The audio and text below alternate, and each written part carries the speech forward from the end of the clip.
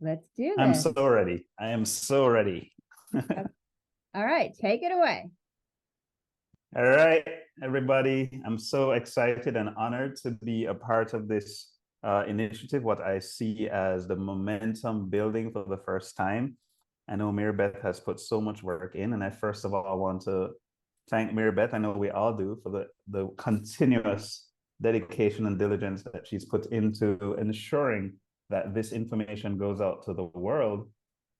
And I am so honored as well, I want to make that clear, to be given the opportunity to, in some small way, follow in Dr. Nick's footsteps.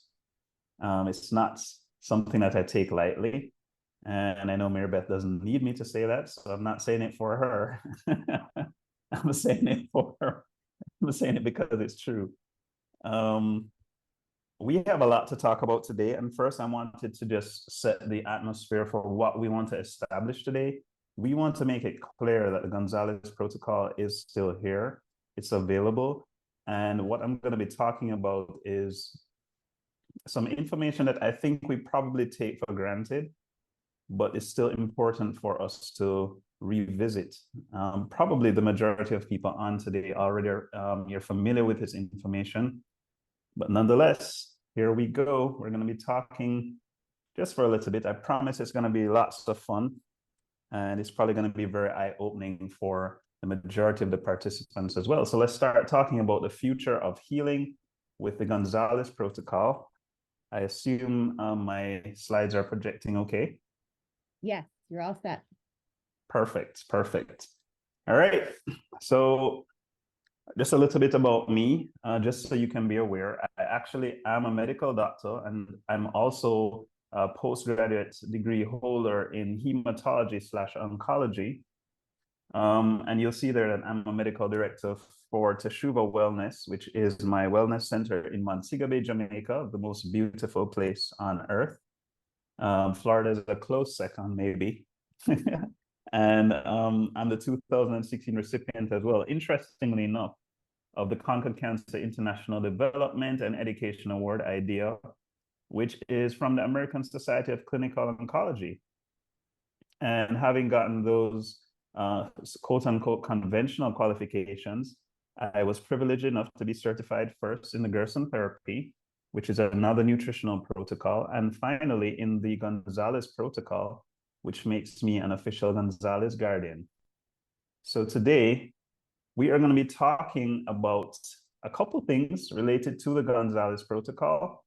First of all, we're going to be delving into who was Dr. Nick, because there have been many doctors over the past few decades who have left some sort of an imprint in the study of cancer.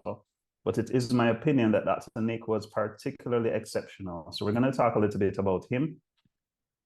Then we're going to talk about his journey towards the Gonzalez Protocol and the influences that led him to develop it, which is going to include the trophoblast theory of cancer, a little bit about the nutrition and the autonomic nervous system interaction, and finally about metabolic typing and autonomic dominance. If that seems intimidating, don't worry. We're going to briefly touch the surface of each of these things just to make it a little clearer to people who might not be sure. And then, of course, no good protocol for a cancer can be thoroughly evaluated without looking at outcomes. And so we're going to look at the good outcomes for a wide range of cancer diagnoses. And we're going to finally briefly touch on a few of the non-cancer protocols, just so you can be aware that you do not necessarily need to have developed cancer to benefit from the Gonzalez Protocol. So here we go. Who was Dr. Nick? Affectionately known as Dr. Nick, Nicholas Gonzalez was a classically and conventionally educated US medical doctor. So he had all his qualifications, including a degree from Cornell University, which included an award, as you see listed there, whilst he was studying. And he was also a research scientist supervised by a great man, Dr. Robert Good, who is considered by many to be the father of modern immunology and was at the time the president of Sloan Kettering. So within this facility, Dr. Nick actually was one of the earliest to be trained to do bone marrow transplants at Sloan Kettering. And as we know, bone marrow transplants were at that time and continue to be quite groundbreaking technology. And I'm always fascinated by someone who has a successful bone marrow transplant because it's not in any way simple.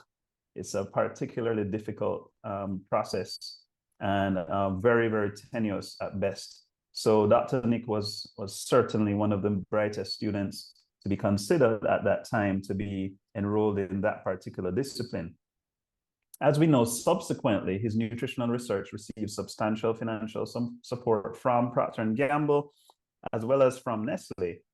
And we are probably aware of his famous pilot study, which was published in 1999, which, despite what anybody says, describes some of the most positive data in the medical literature for pancreatic cancer. And we may brush on that a little bit later on. So aside from those academic qualifications, Dr. Nick was a unique individual. He was a free thinker, and he was a deeply religious and spiritual man. And these qualities led him to be a very compassionate healer. He had an international private practice in New York City for nearly 30 years. And regrettably, he passed away in July of 2015, quite unexpectedly. Just to list a few of the awards that Dr. Nick was able to achieve in his lifetime, all listed there. I won't go into too much details, but what I deliberately wanted to do was to show you the shadow that I'm walking in and what a large shadow he cast. So it's no small honor for me to be able to give this presentation. And now we can talk about the journey towards the protocol. And I wanted to paint a picture that may be a little bit different from what you've heard before, because there were three particularly influential mentors that Dr. Nick had. Some of them were direct mentors, others were mentored him indirectly by virtue of the fact that they lived and died long before he was even conceived. And so the three great scientists I wanted to highlight are Dr. John Beard, Dr. Weston Price, and of course, Dr. William Donald Kelley. So we start with Dr. Beard, who was a Scottish embryologist in 1858, and he died in 1924.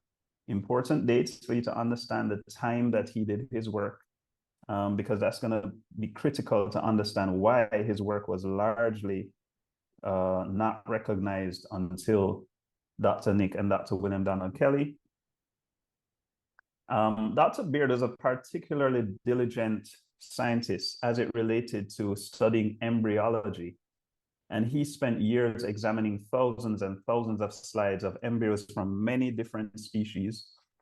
His work was particularly done in animals, but extrapolated to be applicable to humans. And here we have a diagram here of the relationship between the uterus and the embryo in the maternal womb. And at the top here, we have the wall of the uterus, which is with its blood supply. We have endometrial cells forming the uterine lining or lining of the womb. And then here we have the embryo complex, which is the fertilized egg, which will obviously continue in growth and maturation to become a fetus. I don't want to get too much into embryology. However, you will notice that there is an outer lining with some cells known as trophoblasts, and an inner lining with some cells known as embryoblasts. And that's going to be important we're not going to go into too much depth, but we want to talk a little bit about this relationship to show you how it applies to the Gonzalez protocol, firstly, and to cancer care, secondly. So essentially what happens is that those outer trophoblastic cells invade the maternal womb early in pregnancy. The trophoblast then changes from an invasive tissue, having anchored itself into the endometrial wall. It changes from an invasive tissue into the mature placenta. And this creates a firm anchor between the mother and the baby. And of course, the blood supply then becomes accessible through the placenta for the baby to benefit in order to exchange nutrients as well as waste. What Dr. Beard theorized, though, was that the trophoblast tissue, or the trophoblast cells, appeared first, and they gave rise to a single cell that in turn becomes the embryo. So his theory was that the trophoblast produced a single spore that then became the embryo. But there's a very interesting relationship that we need to highlight, which is that those trophoblastic cells, remember I mentioned earlier that they invade the maternal uterus. And so we know that they're invasive. They have the ability to penetrate the uterine wall and anchor themselves there firmly. They're undifferentiated because they're still not yet, they haven't yet matured into healthy, otherwise differentiated tissue. They're proliferative because, of course, they're multiplying constantly and enlarging the size of the trophoblastic tissue and subsequently the placenta. They're angiogenic, which means they attract their own blood supply, or in some cases stimulate the production of new blood vessels so that the embryo and subsequently the fetus can have adequate blood supply. They resist immune surveillance, which means that the immune system largely is unable to interface with the placenta and the embryo and the subsequent fetus. They have the ability to reduce cell adhesion. And finally, they secrete HCG, which is human chorionic gonadotrophin, which is essentially what you test for when you want to test if you're pregnant. So the trophoblastic cells, or trophoblasts, share very interesting similarities with cancer cells, and that is an important observation to make. But there's one key difference between the cancer cells and the trophoblastic cells, which is that cancer keeps invading nonstop, but somehow the trophoblasts stop invading after a while. And this is what Dr. Beard was fascinated by, and he discovered that the change that we're talking about from trophoblasts, very aggressive, invasive, proliferative tissue, to the mature placenta took place on a very precise day. And that day is day 56. And it wasn't any coincidence that he also discovered that on that same day, the baby's pancreas began making proteolytic or pancreatic enzymes, for no apparent reason, because it's months before the baby would need to be able to digest food. It's just day 56 in gestation. And so day 56 became a very important day in Dr. Beard's work, because on that day, he highlighted the two things we've discussed. One, trophoblasts stopped their invasive activity and became mature placental cells. And on that same day, the fetus began to secrete an enzyme known as trypsin. So what does that mean? Well, Dr. Beard developed what is now known as a trophoblast model of cancer, where he hypothesized that these enzymes, which are principally pancreatic enzymes, were actually the regulatory signal that controls the transformation between trophoblasts and mature placenta. So he was saying that those enzymes released by the fetal pancreas were actually the signal that stopped the invasive, aggressive invasion of the uterine wall by the trophoblast cells. Therefore, he theorized as well that an adult stem cell, and stem cells are all the discussion now in modern medicine, from as early as that time, he described an adult stem cell as simply a trophoblast cell that was seeded elsewhere in the body and became dormant. And the theory then became that cancer cells were trophoblast cells that had been sleeping for some time, as it were, and somehow something reactivated their trophoblastic nature, and they lost their normal response to regulatory signals and began to revert to expressing trophoblastic features. And the natural response, therefore, based on his hypothesis, would be, if they revert to trophoblastic behavior, then in the same way that the fetal pancreas was able to secrete enzymes that would stop them from their aggressive work, in the same way, if we were to add a sufficient amount of pancreatic enzymes into the system of that individual, it should signal for those cells to return to mature differentiated cells. And if in this case, because they're cancer cells, they would essentially die. So this was all theory initially, but it led to two publications several publications, actually, two of which are highlighted here. On the left, we have a beautiful book called The Enzyme Treatment of Cancer and its Scientific Basis, by the author I mentioned before. And it's a very difficult book to get your hands on, so you need to move fast. I have And a on the couple right, copies if anyone's interested. I'm going to beat them to it.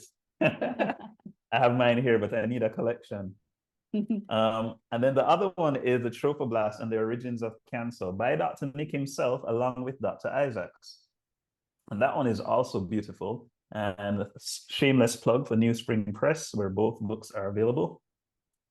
And the only unfortunate story about Dr. Beard's work is that if you paid attention to his lifetime, you would have noticed that there was another person who was doing scientific research in that time, the esteemed Marie Curie, who won the Nobel Prize in Physics, jointly with her husband, I believe, and Henry Becquerel, all familiar names. And she also won a Nobel Prize in Chemistry in 1911.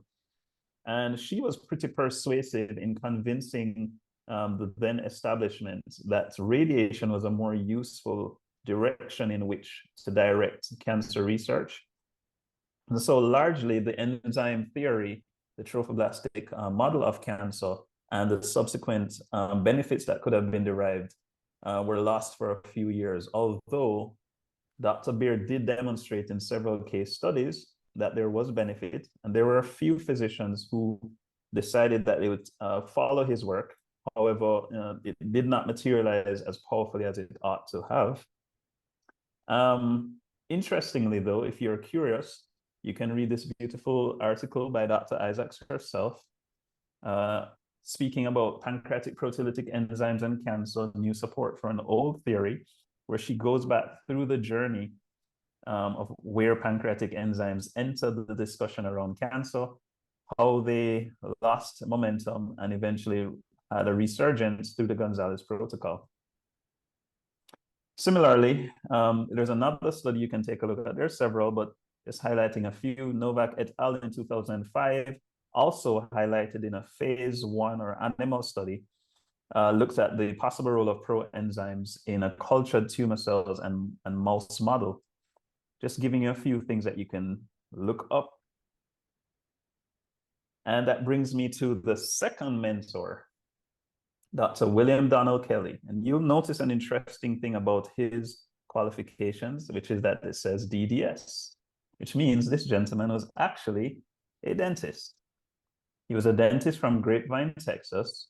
And interestingly enough, he cured himself of pancreatic cancer in the 1960s, largely using Dr. Beard's theories. So as far as we know, this is where pancreatic enzymes reemerged onto the radar of cancer treatment. And this gentleman was brave enough not only to treat himself successfully, but he went on to develop an entire therapy surrounding cancer, yes, as a dentist, entirely nutrition-based. And at the time, he claimed over 90% efficacy in patients who had not been overly destroyed by chemotherapy and orthodox or conventional treatments. As you can imagine, it was a little difficult for him to do being a dentist, but he managed to get it done. And it became somewhat of an urban legend, as did his book, One Answer to Cancer, the first edition of which was published in 1969.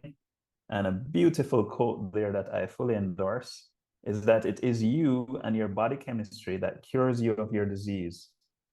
In doing this, you must take note that you are physical, mental, and spiritual. Each fact plays a part in your cure. And I found this to be true in so many different cases that I treated over the years, long before I saw the light and recognized that there was more to cancer treatment than chemotherapy and radiation.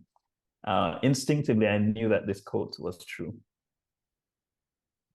A secondary quote that's also very helpful is that he said, if the person's organs are working at anywhere near 100% efficiency, the body gets all the nutrients it needs, relieves its structural problems, stimulates the glands to do their jobs, and cleans out any accumulated toxins, and maintains proper mental and emotional states, the body will A, be able to handle all sorts of problems, B, rebalance itself, and C, eliminate almost any disease. That's Dr. Kelley again, making very dangerous, powerful, and true statements. So let's talk a little bit about this gentleman now. That's a Weston A. Price. I've inserted his name here after Dr. Kelley's because it was through Dr. Kelley being aware of his work that we then have Dr. Nick entering the picture, following on the trail blazed by all of these luminaries. So Dr. Weston A. Price, guess what his profession was? Yet again, he was a Cleveland-based dentist.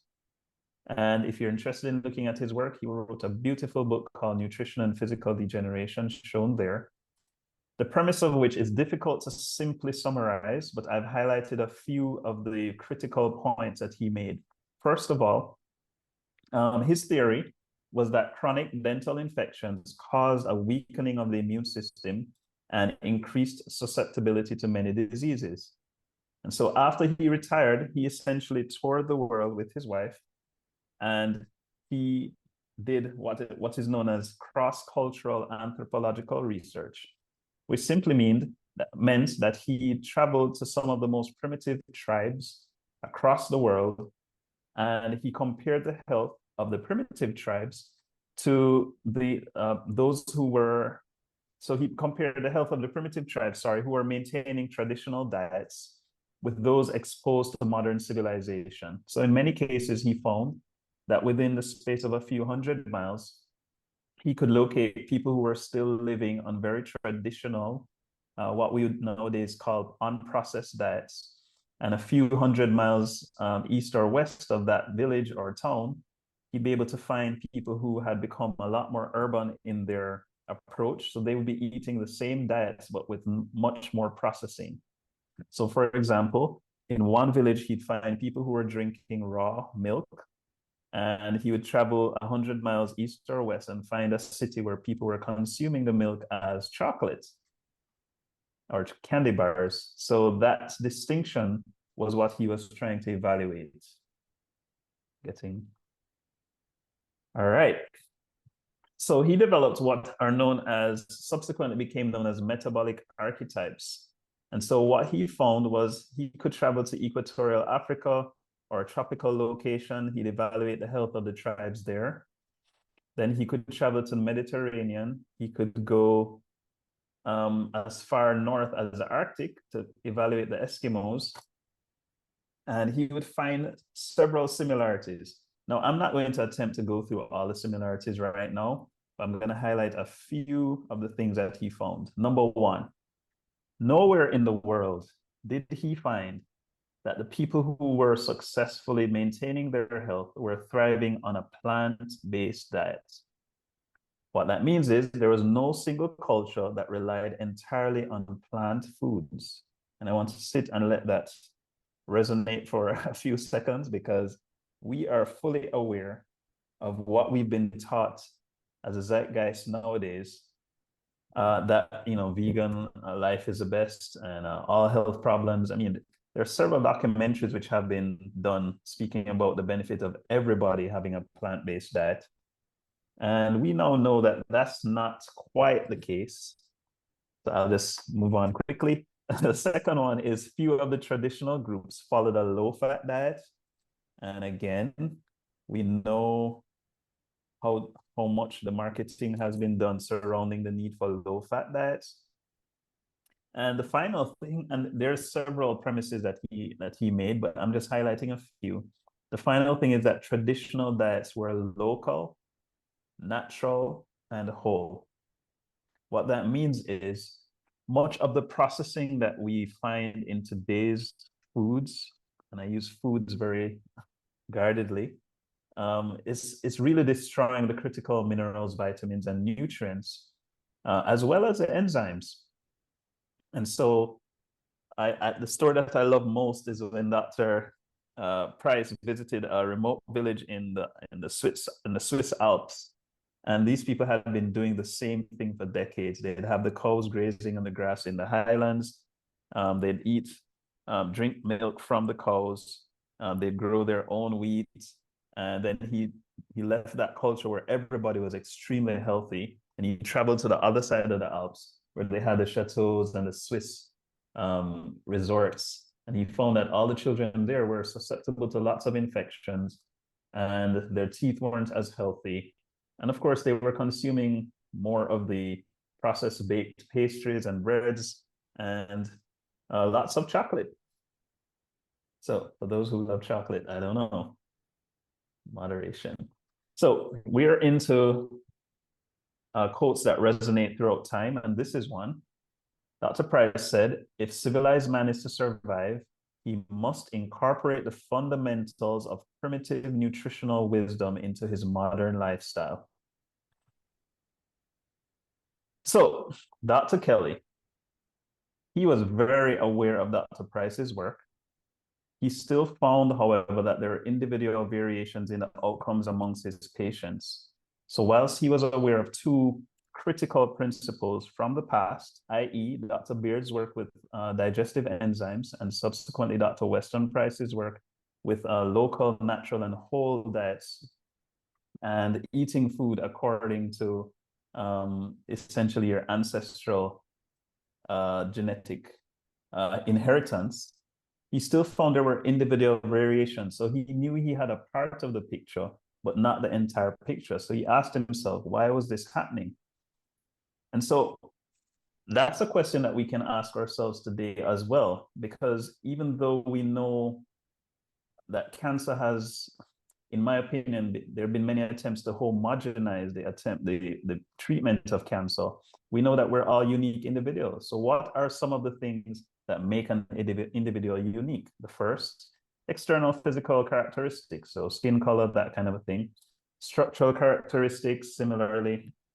Mental and emotional makeup, which in science we refer to as epigenetics. Size, shape, and efficiency of all the organs, glands, and systems of the body.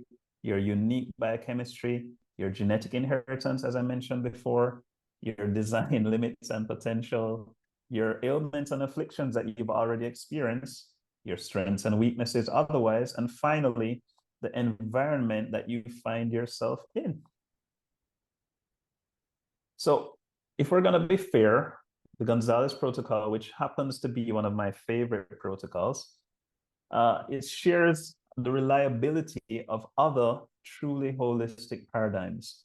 And what that reliability is the ability to individualize treatment for patients so that every patient essentially is treated on the merit of what they present with on first entering the office. So we look at homeopathy and herbalism. They have ways of individualizing treatments. Chinese medicine has hot and cold, damp, dry, relaxed, tense. Ayurveda has the 3 doshas. Jungian psychoanalysis has the Jungian archetypes. Astrology has astrological charts. And all of these things are giving you an individualized approach to restoring your health. So what Dr. William Donald Kelley subsequently realized was the missing factor in individualizing all the treatments for his clients. And what that is essentially evaluating the autonomic nervous system.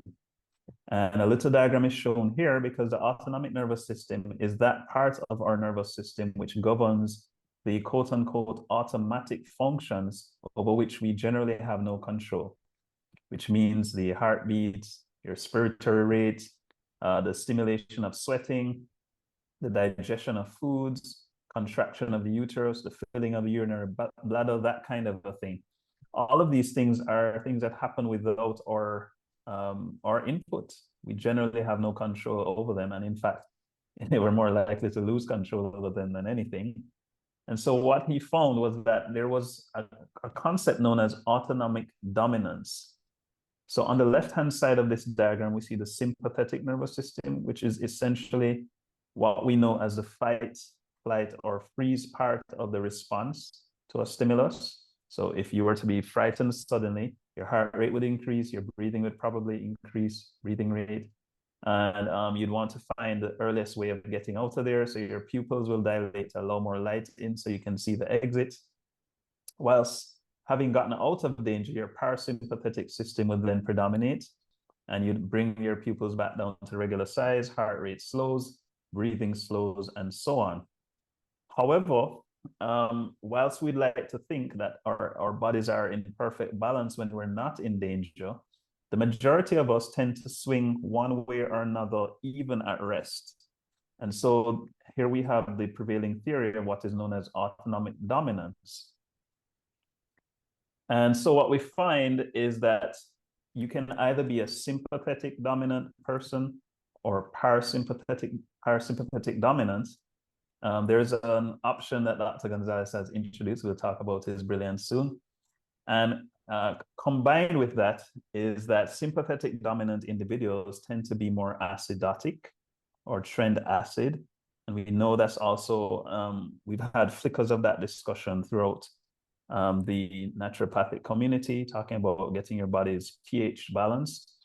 And that interaction is critical because sympathetic dominant individuals have an acidotic metabolism, and parasympathetic dominant people tend to trend alkaline. But there's so much more to the story than just that. Therefore, to achieve autonomic balance, it depends on several things. One, the qualitative content of the diet, and we can add supplements to that, which both of our scientists before have highlighted that the diet itself needs to be local, natural, and whole, and as unprocessed as possible. But then equally, we have to factor in the sympathetic or parasympathetic dominance of the individual. So let's look back at these guys. We have on the left, somebody who resides in the equatorial region of the world. In the middle, somebody who is largely living in the Mediterranean or temperate region. And finally, the Arctic or Eskimo tribes. And all three of these regions of the world have clusters of individuals that are extremely healthy, despite the fact that, as you could imagine, the Eskimos have little or no vegetables to eat, and they survive primarily on animal meat and animal fat year-round and remain extremely healthy. So let's see how this applies, therefore, if we push it a little further. What we could then say is that people who are sympathetic dominant seem to have primarily evolved in tropical zones where the hot climate alkalinizes and stimulates their parasympathetic system to help them to remain balanced. And their local nutrition is often high plant-based alkaline foods, again, in an attempt to balance out their acidotic tendency.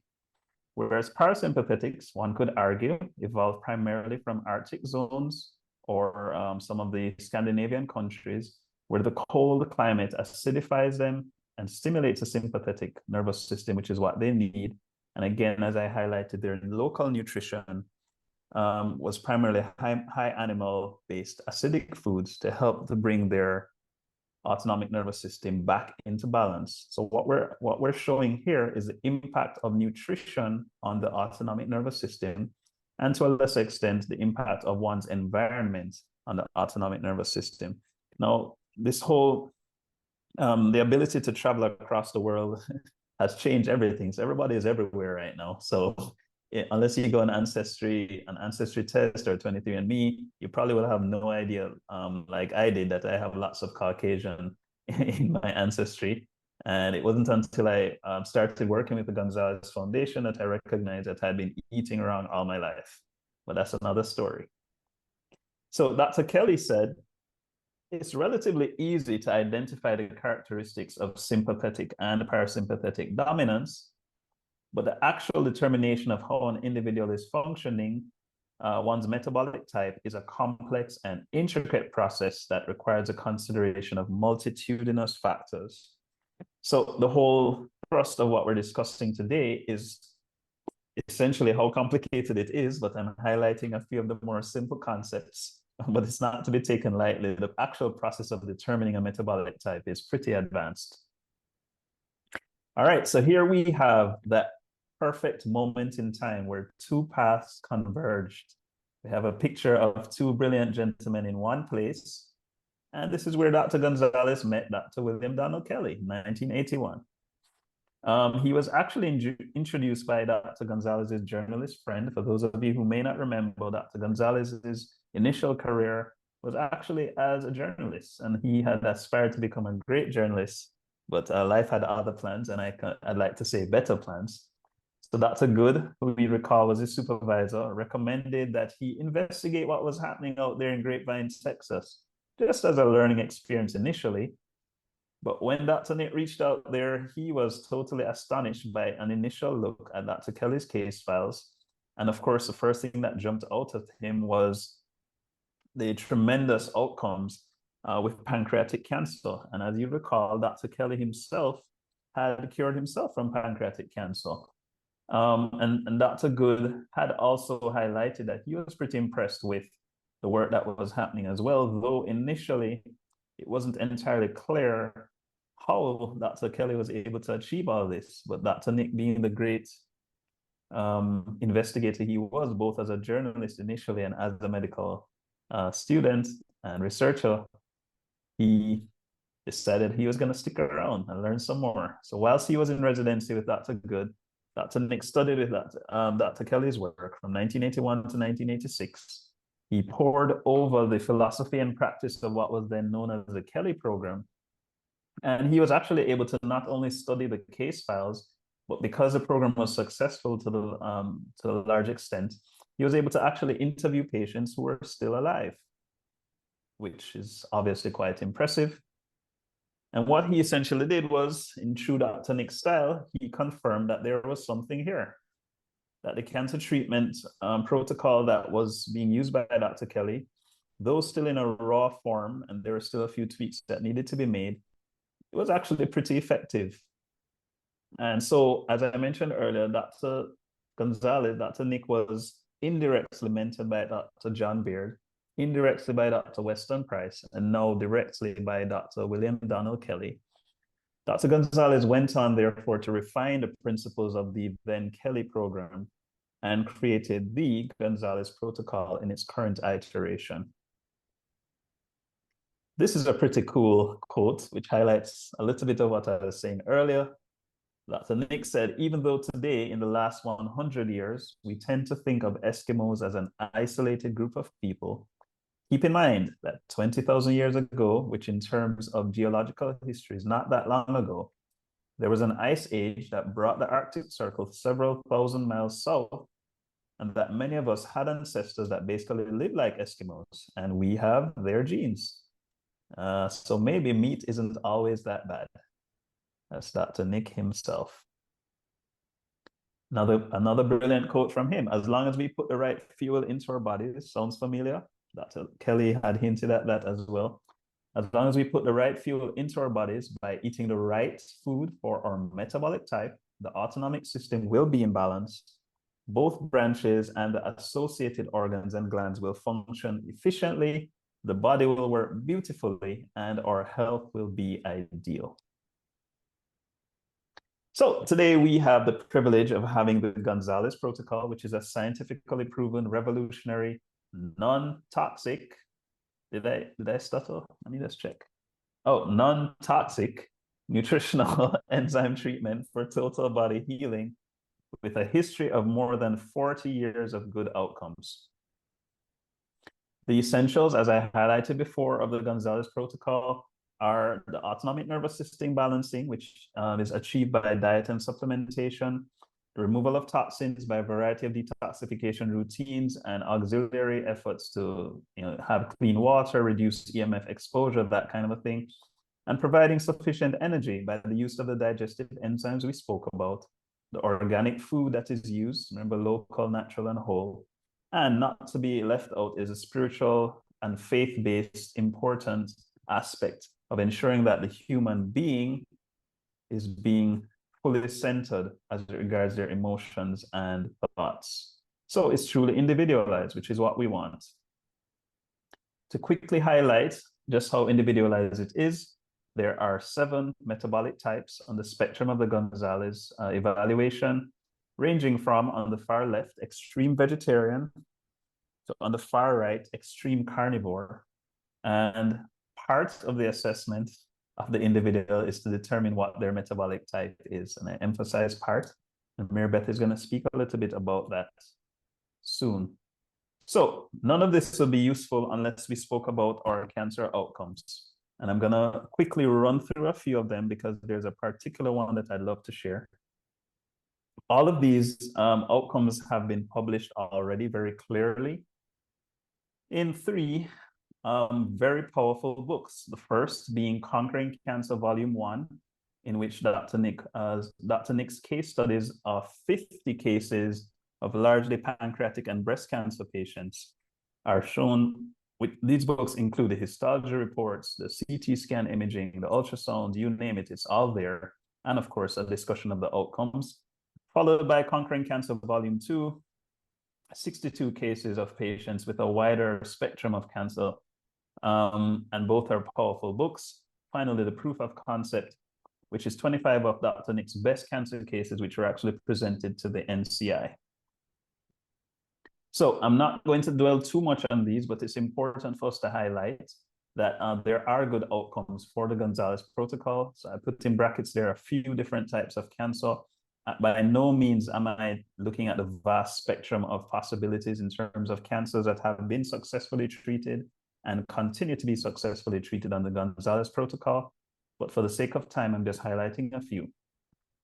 So here we have colorectal cancer, and we're looking briefly at some of the expected outcomes with conventional treatments, survival by stage. And then we have a panoramic view of what Dr. Nick's case studies show via his volume 2 book. We have patients with stage 4 colorectal cancer living for 21 plus years here. And I wanted to highlight that not only are these patients living for several years, but as you will notice, the majority of them at the time of publication were well into their 70s and sometimes into their 90s. And many of these patients were still accessible and able to describe their current lifestyle. So they were by no means feeble, but quite healthy. I took a look at kidney and renal pelvis cancer here. 5-year survival shown here, 75.6, but that's largely for early stage. And if you look at stage 4, survival by stage is usually less than 1%. Dr. Nick's work, largely spread across different stages, again shows people living for as much as 15.6 years, with the similar outcome of people living well into their 80s and 70s. And of course, you can always go through this with a fine-tooth comb by purchasing the books from New Spring Press. Long survival by stage, again, the SEER database gives a breakdown of expectations. I don't want to dwell too much on this because it's pretty clear for anybody to see at a glance that the survival rates that Dr. Nick was getting for lung, regardless of what the stage is, we're looking at 23 plus years in some cases. These are patients who were treated only on the Gonzalez protocol. And again, the pattern of seeing people living well into their 70s. Ovarian cancer, same pattern. Melanoma, same pattern. Bone, which is typically quite difficult to treat. I've been burnt several times in the conventional world. And we're seeing the same pattern again, 18 plus years of survival and people living into their 70s. This is chronic leukemia, survival again, 22 plus years and people living well into their 90s here, 80s and 90s. Pancreatic cancer, let's pause here because this is where the real rubber hits the road. The 5-year relative survival based on the SEER database is 10.8%. And that's on a good day, because if you look at the stage 4, it's even worse. What did you expect to see from Dr. Nick? Well, this slide speaks for itself, because if you've had any sort of encounter with pancreatic cancer, whether personal or otherwise, you'll know that the knee-jerk response for most doctors at almost any stage is to tell you that your survival is expected to be somewhere between 3 and 6 months. And you can see the full spectrum of survival shown in this one slide. And this is carefully documented and detailed evaluations of these patients. But if that were not enough, as the investigator who reviews all the current Gonzalez Protocol cases. I have the privilege of reviewing the work that all the other guardians are doing as it relates to cancer cases. And I wanted to highlight one particular report, which was a patient being seen by our Gonzalez Guardian Doctor Tony Jimenez at Hope for Cancer. This gentleman was stage 4 pancreatic cancer, diagnosed in May 2021. He started the protocol in January of 2022. And I want to highlight that he did not do other treatments. And prior to the protocol, he was somebody who exercised regularly. He would do a trail, mountain bike trail 2 or 3 times a week. At the time of my evaluation, he had been, of this discussion, he had been on the protocol for 18 months. I'm sure he's a few months beyond that by now. So already he's well past what was expected for him, given that his disease was considered irresectable. For those who are interested in looking at pathology reports, I decided to throw that in there to confirm that he did indeed have pancreatic cancer. And this is a PET scan that was done, which showed an enlarging pancreatic head mass. And yeah, I'm just doing this for authenticity. Looking at his CA19-9 tumor markers, you can see a plummet from 888 down to 225. And though there have been some fluctuations over the course of his time on the Gonzalez protocol, he has exceeded 18 months now. And I wanted to quickly let you hear from him with his permission.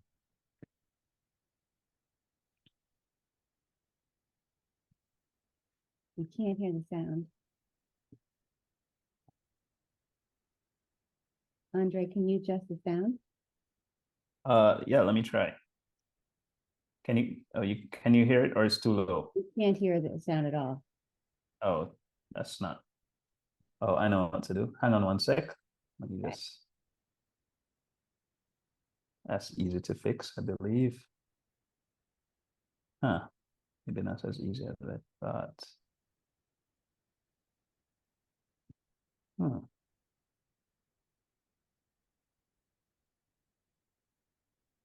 All right, so probably we're not going to be able to hear the sound. I'll summarize for you. Essentially, what he was saying is he emphasized how much the Gonzalez protocol has meant to himself and his family.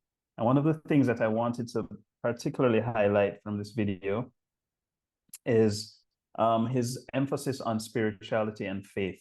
And this was something that Dr. Nick highlighted many times throughout his career. And this gentleman is no exception. And he continues to thrive. Andre, can you try unplugging your headset to see if the sound is then? Sure. I think.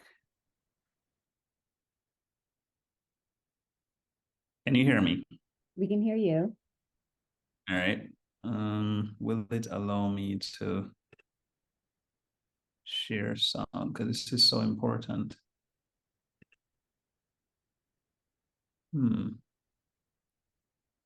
have the thing here, it says share sound. For some reason, it won't allow me to. I don't think it's gonna happen. Okay, well, let's move on. Yeah. Hopefully I can.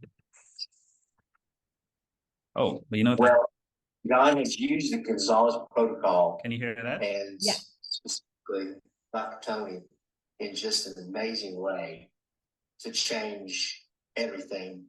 My view, my wellness, and of course the cancer is, I believe I'm healed and it's going to go away, and it's going to be, I just feel so good, and I'm blessed by the Gonzalez protocol and everything in it.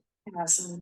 Mary Beth, I just want to thank you for picking up your husband's legacy and allowing it to continue to be a blessing to other people. We know that it has cost all of you something to do this, and we know that you do it out of your heart to actually see people be healed.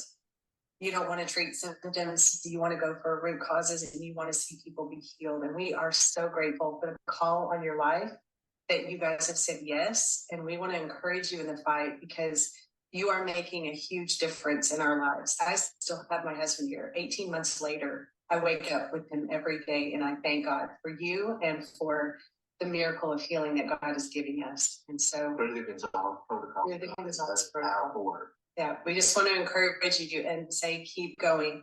You know, even if you don't see the change, if you see the change in one patient, you've made a difference. And Rick has been able to bring a lot of other people hope and encouragement through his story too. So just this one has had ripple effects that you aren't even aware of. So we're so grateful, and we pray for you guys, and we are so grateful for you carrying this torch. Thank you and bless you. Yep. Definitely so worth playing the video. Thank you, Andre. I don't know what was happening earlier, but it was definitely worth it. You're all set. And we can still Yeah. hear you. Beautiful. So I'll just leave the headphones off. Yeah, so you heard it straight from this gentleman. I must emphasize that this video was recorded several months ago. So he's well beyond 18 months at the minute.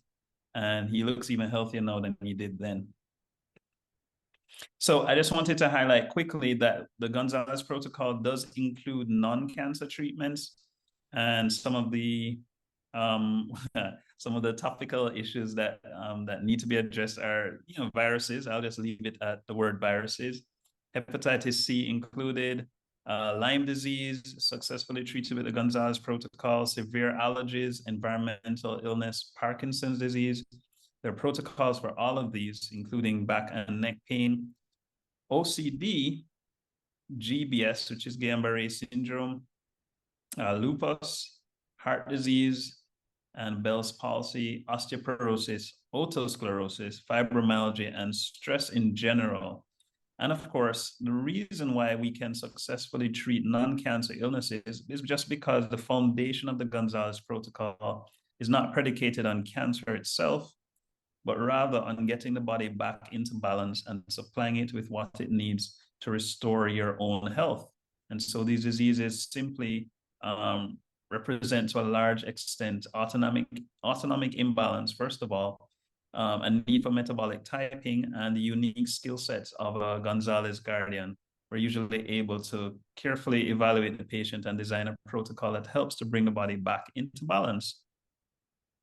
So I'll close out with a nice quote that I stole from one of the Gonzalez Guardians, but I like it, so that's all that matters, which is that you never change things by fighting the existing reality. To change something, you build a new model that makes the existing model obsolete. And I dare say that having taken the full journey from conventional oncology through getting frustrated with that, and ultimately finding out about the Gerson therapy and then the Gonzalez Protocol, I don't think this quote could be any more true. So that's enough of me for now. I'm going to hand over to the wonderful Mary Beth, and I'll change the slides for her, somebody that you know and love. Thank you, Dr. Andre. Wow, Andre, you have just been so steadfast in sticking firmly to Dr. Nick's proven methods. And I'm really thankful that you've repeatedly demonstrated your devotion to preventing his work from fading into oblivion, like the work of some of the people you mentioned earlier, like Dr. Beard and Dr. Kelley. You've also been a very dear friend to me, a compassionate spiritual healer. We hear that from your patients all the time. Thank you. And you've been a very valuable leader in our foundation as the primary cancer patient case reviewer for all of our patients. So I really want to say that I believe that if given the opportunity, Dr. Nick would have handpicked you himself to carry on his work. Wow, I'm so grateful. Thank you. This slide talks a little bit about the different roles that I play here. I'm Dr. Nick's widow. I'm also the founder of our foundation, publisher of the small book publishing company of his that I inherited. It's called New Spring Press. And now that we're actively helping patients, I've set up a patient support group called the Gonzalez Guidance Group, and I run that company. So on the next slide, I want to talk a little bit about the fact that, you've heard a little bit about the extraordinary success of the protocol that Andre just highlighted, and certainly there's a lot of published information about this as well. So it may seem like it was inevitable that Dr. Nick's work was going to carry on, but I'll tell you, when Nick died at night in my arms on July 21st, 2015, nothing was certain. He had died without a succession plan. And so here, just because I was his wife, I inherited his medical practice, his New York City office rental lease, and more than 300 boxes of his office medical files. Well, that certainly couldn't fit into my small New York City apartment. And I knew that I couldn't keep his cure for cancer in a storage unit. I knew that his work was just too important to be silenced by his death. And I really didn't know how I was going to carry on his work, but I did know that it was up to me to make it happen. Nick trusted me, and I wasn't going to let him down. So now I reflect on how over the 15 years that we were married, I was witness to hundreds of his miracle patient stories. You heard just a couple of them tonight, but every night Nick would come home with a miracle story. And then I met, of course, so many of his patients, not just at our wedding, but through the course of the 15 years that we were married. Fortunately, I really understood the protocol myself because Nick had put me on it on our third date. That's kind of fun, doing coffee enemas on your third date. Well, so when he passed away, I was blessed that several devoted colleagues and patients worked together with me. And after much prayer, we founded the nonprofit research and education foundation, the Nicholas Gonzalez Foundation. And our goal has been always to further the research about his work and, very importantly, educate doctors so that they can treat his abandoned patients, as well as new patients all around the world. So our foundation is educating doctors. We're spreading the word about the Gonzalez Protocol's effectiveness. We're promoting ecologically based food production and responsible nutrition worldwide, with a goal towards putting renewed attention on traditional diet principles and practices, and teaching people how to cook with healthy ingredients at home. And we're conducting research to advance Nick's scientific theories, the applications, and the evidence of this protocol. On the next slide, I just want to highlight that a lot's happened over the last 8 years since Nick died. First, Nick was in the final stage of writing up 125 of his best cancer cases. You saw those books in Andre's slides, Conquering Cancers 1 and 2. Well, Nick had died after writing 119 cases. So he was just 6 cases shy of what he hoped to put together as 125 cases.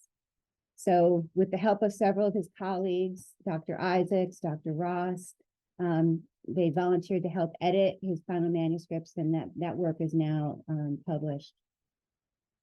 And I then published 2 other books of his, Nutrition, the Autonomic Nervous System, and I published Nick's official biography, the Maverick M.D., because we thought it was really important for there to be kind of a layman's explanation of the protocol, and also just to document his incredible life story. So it was written by Mary Swander, who's an accomplished author and a playwright, but she was also his patient for more than 20 years. So she knew firsthand how to tell his story. One of the other things that we did is we recruited a team of doctors to design an educational curriculum. And that resulted in a process of 70 hours of instruction in the 700-page textbook, which I'm going to talk more about in a minute. And then more recently, and really at the request of current patients, I published a cookbook for patients who were on the Gonzalez Protocol. And now, truly our focus is on helping to support our doctors like Dr. Andre and their patients, as well as Nick's Path patients, so we can continue to gather research data to further document the protocol's success. So here's the cookbook. Now, I gotta say, don't laugh, but when I first met Nick at age 34, I didn't know how to cook. I was just your typical single New Yorker who ate out or I ordered in. I didn't need to cook. But Dr. Nick said that the best way to be on the Gonzalez Protocol is to prepare all your own meals so that you know that you're getting the highest quality ingredients. And it's also the combination of those ingredients and how they relate back to your metabolic type that's really important.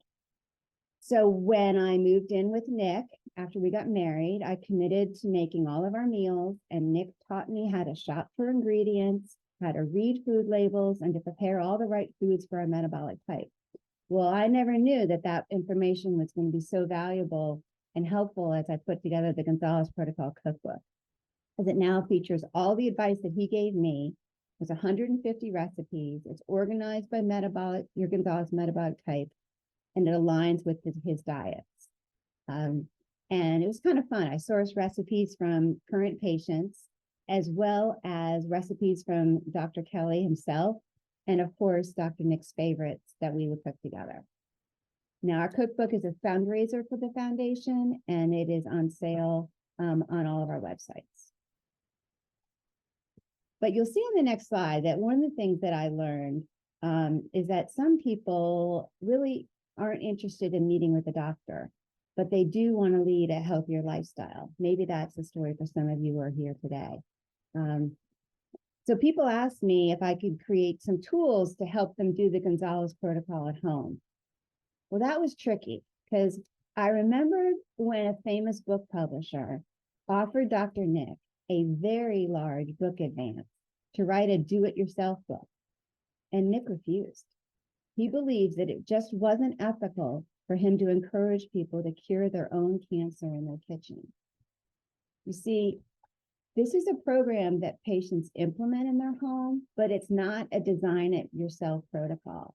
And I want to be really clear about that because we are offering a metabolic type test so you can figure out what foods are best for you, but the actual protocol itself is much more complicated than that, using supplements and customized detox programs. So even though I knew that Nick didn't want people treating their own cancer at home, I thought, surely there's something that we could do to help people in some way, shape, or form. So I started focusing on the question that I hear the most from people, which is, Mary Beth, what should I eat? And then I remembered that there was a self-test questionnaire book that Dr. Kelley developed that helped people determine their metabolic type, and how Dr. Nick himself utilized his own questionnaire early in his medical practice. And he very specifically asked questions in all of his medical intake sessions to help him determine metabolic type. So I partnered with our doctors and the Dr. Kelley team to create a digital multiple choice test where you can discover your metabolic type and receive a detailed 18-page individualized Gonzalez nutritional plan. They're the same plans that Dr. Gonzalez used throughout his practice. So we offer the Gonzalez metabolic type test online on our website. And for participating today, I'm going to give you a special discount coupon. It's the word TEST, all in caps, TEST 25, and you'll get a $25 discount. So it's TEST 25 for that coupon. So we hope that this is helpful for people who aren't seriously ill, because now they can actually get healthier at home. They can learn what foods are best for them and which foods to avoid.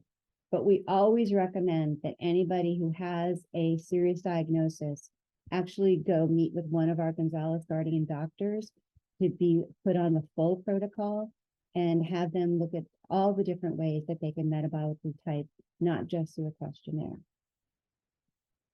So on the next slide, you'll see that after I finished putting the test together with the doctors, I was trying to answer the other question that I hear the most, which is, how do I just prevent getting sick?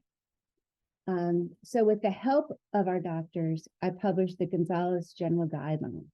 And this is just an 8-page PDF with Nick's guidance on general nutrition, supplements, and detoxification, as well as his advice on how to create a healthy home and how to lead a spiritual life. Spirituality was incredibly important to Dr. Nick, and as well as Dr. William Donald Kelley. So in the spirituality section of this Gonzalez General Guidelines, Dr. Nick explains the very critical importance of having faith. You see, in the nearly 30 years of his medical practice, he had personally come to realize that the main reason why people don't get well is the lack of faith. The main reason why people don't get well is because of their lack of faith. And what he used to say is that if you don't have faith, it creates anxiety, which is going to turn on the sympathetic nervous system. And then you're going to get too acid, which is going to disrupt your autonomic nervous system balancing. So prayer, meditation, positive thinking can actually neurochemically block sympathetic firing and stimulate the parasympathetic system into action. Well, this will enhance digestion, the absorption of nutrients, and the building up of tissues rather than the breaking down. So Nick wanted you all to know that from a purely physiological perspective, faith actually leads to a healing response. In the next slide, you'll see that while some of these tools are helpful to people, we really knew that it was important to demonstrate to the scientific world that the good outcomes that Dr. Nick achieved could be duplicated by other doctors. And of course, Dr. Nick wouldn't have just trusted anyone to design and administer these highly complex, customized protocols. So after completing a rigorous application process with more than 100 applicants, several doctors were selected to learn the Gonzalez Protocol. And they, like Dr. Andre, committed to 10 months of study. Then they came to Florida for 10 months of in-person sessions, 10 days of in-person sessions. And then they had a series of comprehensive written and oral exams. And the few doctors that passed are now certified in the Gonzalez Protocol. We call them the Gonzalez Guardians because they're the protectors of Dr. Nick's nutritional enzyme therapy, committed to keeping it pure through a scientific approach and his high standards of care. And thankfully, as I mentioned earlier, Dr. Andre is able to review all the files of all current patients on the protocol to ensure that the protocol is being implemented properly. In addition to Dr. Andre, who practices in Jamaica, I don't think we said that yet, we have Gonzalez Guardian doctors across the US, in the UK, Mexico, and Turkey. And we meet monthly to discuss cases, to troubleshoot, support each other, and we're actually in constant dialogue with each other. And this little network has become critical because without Dr. Nick here to guide us, we really need to rely on each other and our shared knowledge. So on the next slide, I just want you to know we're ready. We are ready to help you. We got the doctors in place. We built the health services and the tools. We published so many resources to assist you do your own research. All of this is available on our website, thegonzalezprotocol.com. So now you've heard me say a couple times today that I knew what I needed to do. That with all the major decisions I've had to make since my husband died, that I felt his guidance. See, Dr. Nick often said that if God wants this work to succeed, it will. It's all up to him. In these past 8 years, when I've been faced with a situation I didn't know how to handle, I remembered that God was really in charge.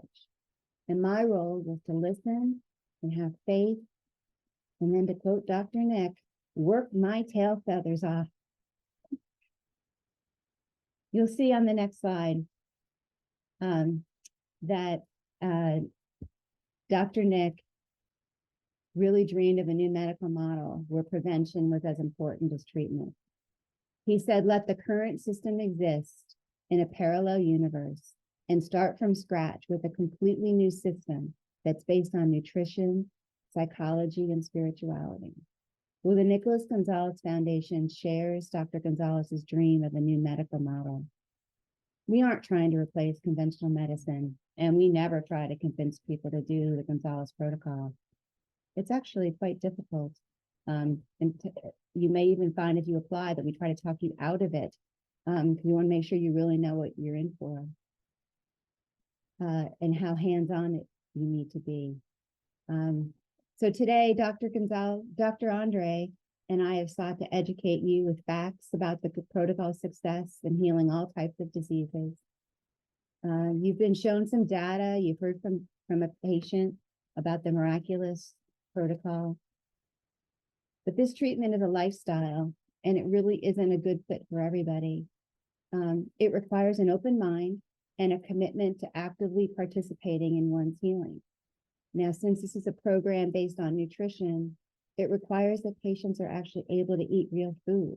This isn't a protein shake program. And we found that patients who do the best have a strong, unwavering faith that this is the right treatment for them. So if this approach resonates with you, then the Gonzalez Protocol may be a good option. And my only advice is don't wait too long. Don't wait before it's too late for any treatment to help you. Our application team, which is the same team who worked for Dr. Gonzalez, is standing by ready to assist you. So I just want to wrap up today with a quote from Dr. Nick that is as true today as when he wrote it 11 years ago. We just keep working as hard as we can work, day in and day out, concentrating on the science of what we do, the science we find so wondrous and intriguing, concentrating on our patients, whose victories over terrible disease make all the struggles worthwhile and invigorate us to keep trying, whatever the world ultimately thinks of what we do. Because that's the solution, always. The work, the science, and the patience. There is, I promise, no better answer. So I want to thank you all for participating and listening to Andre and I talk tonight. I am going to jump now to address some of the questions that are in our Q&A here.